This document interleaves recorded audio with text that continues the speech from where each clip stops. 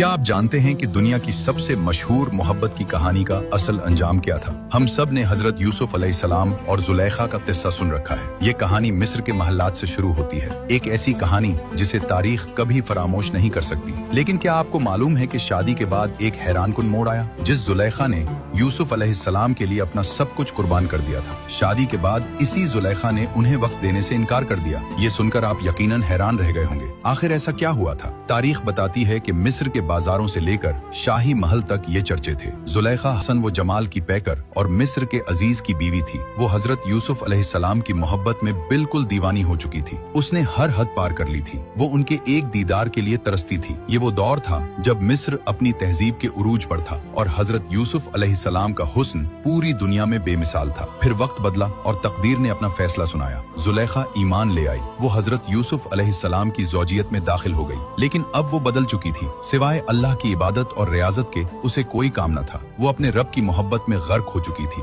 जब हजरत यूसुफ अलैहिस्सलाम उसे दिन को अपने पास बुलाते तो वो कहती रात को आऊंगी, और जब रात को बुलाते तो वो दिन का वादा करती। एक दिन हजरत यूसुफ अलैहिस्सलाम ने हैरत से पूछा, ए जुलेखा, तू मेरी मोहब्बत में दीवानी थी, अब तुझे क्या हो गया है? जुलेखा ने एक ऐसा जवाब दिया जिसने तारीख में खुद को अम्र कर दिया। उसने कहा, ये उस वक्त की बात है जब मैं आपकी मोहब्बत की हकीकत से नावाकिफ थी। अब मैं हकीकी मोहब्बत को पहचान चुकी हूँ। अब मेरे दिल में अल्लाह की मोहब्बत के सिवा किसी की गुंजाइश नहीं। अब मैं इस मोहब्बत में किसी की भी शिरकत गवारा नहीं कर सकती। ये सुनकर हजरत यूसुफ अलैहिस्सलाम मुस्कुराए। उन्होंने फरमाया, ए जुलेखा, ये मेरी ख्वाहिश नहीं बल्कि अल्लाह का हुक्म है। मुझे अल्लाह ताला ने हुक्म दिया है कि मैं तेरे पास आऊं, और अल्लाह ने मुझे ये खुशखबरी भी सुनाई है कि वो तेरे बतन से मुझे 2 बेटे अता फरमाएगा और उन दोनों बेटों को नबूवत के अजीम मर्तबे से सरफराज किया जाएगा। ये सुनकर जुलेखा की आंखों में आंसू आ गए। वो जानती थी कि रब का हुक्म टाला नहीं जा सकता। उसने फौरन कहा, अगर ये खुदावंदी हुक्म है तो मुझे कबूल है। अगर इसमें मेरे रब की हिकमत और रजा शामिल है तो मैं सर तस्लीम खम करती हूँ। इस वाक़े में हमारे लिए एक बहुत बड़ा और गहरा सबक छुपा हुआ है। इंसान जब तक मजाजी मोहब्बत में मुब्तला रहता है, भटकता रहता है, लेकिन जब उसे हकीकी मोहब्बत मिल जाती है